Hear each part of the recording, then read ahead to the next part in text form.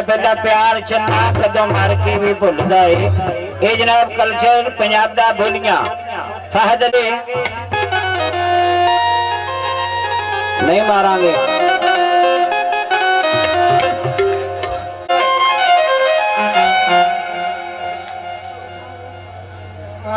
माद जी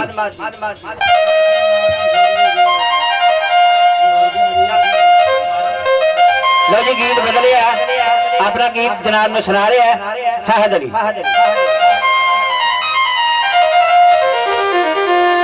ये भी शिकवा आशिक दे नाल है जनाब लाई।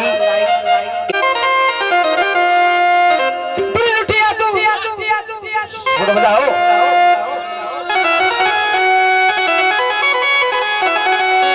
ला ला ला ला ला ला और बताओ नहीं नहीं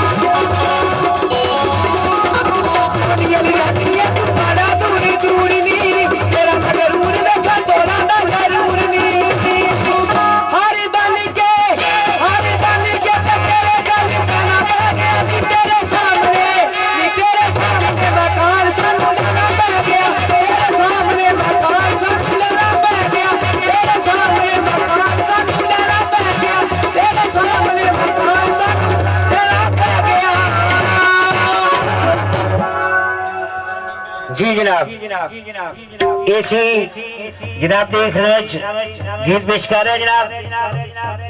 दिल लुटिया तो मेरा मैनू कहना पै गया, तेरे सामने मकान मैनू लेना पै गया। फहद अली फहद गीत जनाब ने सुना रहे सी। हम जनाब की खिदमत पेश कर रहे हैं वो फनकार जनाब दियां मंगां दा शहजादा जनाब दियां फरमाइशां लैके हाजिर हो रहे हैं। उस फनकार ने दावत दे रहे हैं कि जिस फनकार जिन्ना फनकारां दे बारे शायर ने लिखे है,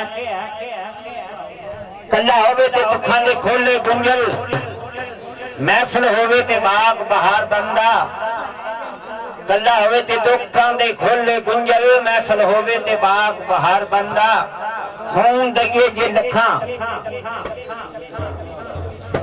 कला होवे ते दुखां दे खोले गुंजल महफिल होवे ते बाग बहार बंदा झूठ सच दा मारका होवे जिथे उथे चमकदे तेग दी तार बंदा एदे हुस्न दा नाम जे फन नाज़िक रत जिगर दी दइए शाहकार बंदा खून दइए जे लखां जुगरातियां दा तां जाके एक फनकार बंदा। जनाब दी खिदमत उस फनकार नूं दावत दे रहे हां। देखो मेरे बुजुर्ग साहबान मेरे वीर ने जनाब मेरे चौधरी साहब जनाब की खिदमत पेश कर रहे हैं उस फनकार नूं दावत दे रहे हैं। जनाब की खिदमत जनाब दी फरमाइशां लेके हाजिर हो रहे हैं रेडियो टेलीविजन किस तरह का शहजादा जनाब दी मंगां दा शहजादा मोहम्मद अमीन टैडी कुमार नत्ता वाला रेडी भाई 1 2 3 4